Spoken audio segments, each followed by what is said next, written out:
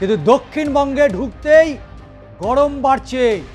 7 জেলায় 142টি আসনের নির্বাচন। ভাঙড়ে শওকতের ওপরে হামলা, আইএসএফ ভোটের আগে খুনের ছক কষছে। কেন বারবার শিরোনামে উঠে আসে? ভাটপাড়া কি তাহলে অ্যান্টি সোশ্যালদের ড্রেন, সমাজ বিরোধীদের আতুরঘর? নিরাপত্তা রক্ষী নিয়ে, কেন্দ্রীয় বাহিনী নিয়ে মস্তানি করছে বিজেপি।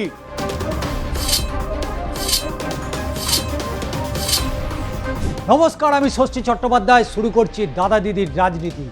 উত্তরের ঠান্ডা হাওয়ায় 152 আসনের নির্বাচন হয়েছে, কিন্তু দক্ষিণবঙ্গে ঢুকতেই গরম বাড়ছে। 7 জেলায় 142টি আসনের নির্বাচন, কিন্তু তার আগে দফায় দফায় বাড়ছে উত্তাপ। হুঙ্কার পাল্টা হুঙ্কার, ধমকানো চমকানো, বঙ্গ রাজনীতির সেই পুরনো ছবি। ভাঙড়ে শওকতের ওপরে হামলা, আইএসএফ ভোটের আগে খুনের ছক কষছে। এই ঘটনায় বেশ কয়েকজন তৃণমূল কর্মী জখম হয়েছেন। পরিকল্পিত হামলা বলেই দাবি শওকতের, যদিও অভিযোগ অস্বীকার করেছে ইন্ডিয়ান সেকুলার ফ্রন্ট অর্থাৎ আইএসএফ। পুলিশের কাজে বাধা, দ্বিতীয় দফা ভোটের আগে গ্রেপ্তার তৃণমূল কংগ্রেসের কাউন্সিলর। কেন্দ্রীয় বাহিনী এবং পুলিশের যৌথ উদ্যোগেই গ্রেপ্তার। বর্ধমান শহরের 22 নম্বর ওয়ার্ডের কাউন্সিলর গ্রেপ্তার হয়েছে। উত্তাপ যে বাড়ছে, উত্তাপ বেড়েছে। জগদ্দল থেকে ভাটপাড়া থানার সামনে ধস্তাধস্তি অর্জুনের, ভাটপাড়ায় কেন্দ্রীয় বাহিনীর জওয়ানকে গুলি। দ্বিতীয় দফা ভোটের আগে উত্তর 24 পরগনায় ভাটপাড়ায় তুমুল উত্তেজনা। অর্জুন সিংয়ের ছেলে তথা ভাটপাড়ার বিজেপি প্রার্থী পবন সিংয়ের বাড়ির সামনে মাঝরাতে চলল গুলি বোমা। জখম হয়েছেন কেন্দ্রীয় বাহিনীর এক জওয়ান। ওই সিআইএসএফ জওয়ান অর্জুন পুত্র পবন সিংয়ের নিরাপত্তারক্ষী, তিনি বর্তমানে ভর্তি রয়েছে হাসপাতালে। কে বা কারা গুলি চালালো তা এখনো স্পষ্ট নয়। ঘটনার রিপোর্ট তলব করেছে কমিশন। দ্বিতীয় দফার ভোটের আগে উত্তর 24 পরগনায় উত্তাপ বাড়ছে। জগদ্দল, নৈহাটি, ভাটপাড়া বিভিন্ন জায়গায় গরম কিন্তু বাড়ছে। গরম বাড়ছে দক্ষিণ 24 পরগনায়, ভাঙড়, ক্যানিং, পূর্ব পশ্চিম প্রতিটা জায়গায় বাড়ছে উত্তাপ। তবে নির্বাচন কমিশন 2321 কোম্পানি কেন্দ্রীয় বাহিনী মোতায়েন করলেও ঘটনা কিন্তু বাড়ছে বই কি কমছে না। রবিবার সন্ধ্যা জগদ্দলের আটচালা বাগানে তৃণমূল কর্মী বিট্টু মাহাতোর দলীয় পতাকা ও ব্যানার লাগাচ্ছিলেন। অভিযোগ, সেই সময় বিজেপি কর্মী সমর্থকরা তাকে মারধর করেন। রাতে জগদ্দল থানায় যান আক্রান্ত তৃণমূল কর্মী। সঙ্গে ছিলেন তৃণমূল নেতা সৌরভ সিং, গোপাল রাউত, দেবজ্যোতি ঘোষ সহ অনেকে। অভিযোগ, সে খবর কানে যাওয়া মাত্রই অনুগামীদের নিয়ে থানায় পৌঁছান অর্জুন সিং।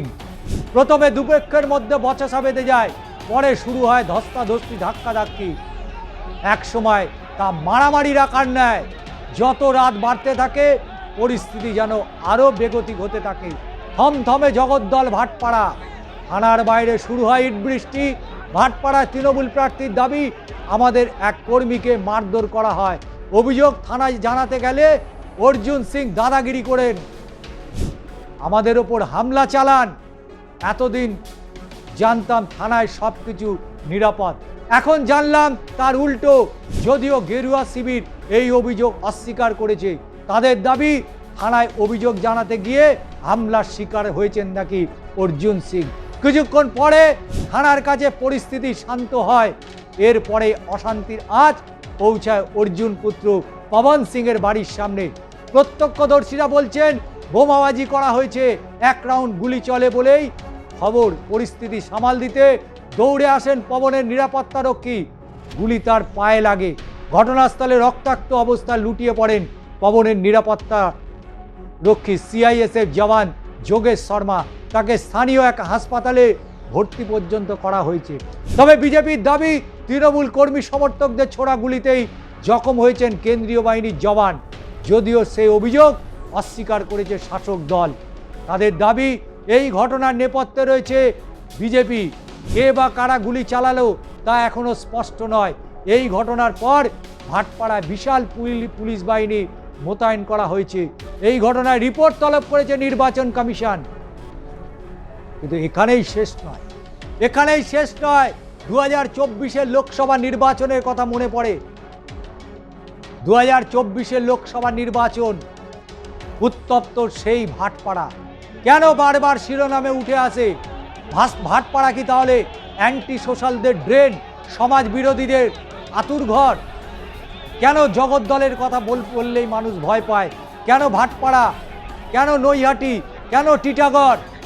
উত্তর 24 পরগনায় হাওয়া কিন্তু গরম হয়ে গিয়েছে। কেউ কাউকে 1 ইঞ্চি জমি ছাড়তে চাইছে না। নির্বাচন কমিশনের নিরাপত্তা রক্ষী নিয়ে, কেন্দ্রীয় বাহিনী নিয়ে মস্তানি করছে বিজেপি, মস্তানি করছে বিজেপি। তবে এই মস্তানি বেশি দিন টিকবে না। কেন্দ্রীয় বাহিনী সারা জীবন থাকবে না। এই মস্তানি কোথায় থাকবে? বিজেপির কর্মী সমর্থকদের প্রহর গুনছে তৃণমূল কংগ্রেস। শুধু সময়ের অপেক্ষা। মমতা বন্দ্যোপাধ্যায় বলছে বদলা নয়, বদল চাই, বদল চাই, তাই বিজেপিকে হটাতে চাই। কিন্তু যেভাবে উত্তপ্ত হচ্ছে উত্তর 24 পরগনা, দক্ষিণ 24 পরগনা, বর্ধমান, তাতে দ্বিতীয় দফার ভোটে 142 আসনের লড়াই করতে গিয়ে কালঘাম ছুটছে কেন্দ্রীয় সমস্ত নেতা নেত্রীদের। এবং শুধু তাই নয়, কালঘাম ছুটেছে নির্বাচন কমিশনের। কারণ উত্তরের ছিল ঠান্ডা শীতল হাওয়া, আর সেই ঠান্ডা শীতল হাওয়াতে 152টি আসনে নির্বাচন হয়েছিল। কিন্তু দক্ষিণে ঢুকতেই উত্তাপ বাড়ছে, বাড়ছে টেম্পারেচার। শুধুমাত্র প্রকৃতির টেম্পারেচার নয়, টেম্পারেচার বাড়ছে প্রার্থীদের মধ্যে, টেম্পারেচার বাড়ছে কর্মী সমর্থকদের মধ্যে। তবে সেই টেম্পারেচার এসি মেশিন দিয়ে হবে না, কেন্দ্রীয় বাহিনী দিয়ে কি হবে সেই গরম ঠান্ডা করার মতন? পরিস্থিতি কিন্তু এই মুহূর্তে প্রায় বেগতিক। কিভাবে কোথায় কি ঘটনা ঘটবে বলার অপেক্ষা রাখছে না। তবে আমরা বলছি, অবাধ শান্তিপূর্ণ নির্বাচন করতে কেন্দ্রীয় নির্বাচন কমিশনের যা ভূমিকা পালন করা উচিত সমস্তটাই পালন করুক।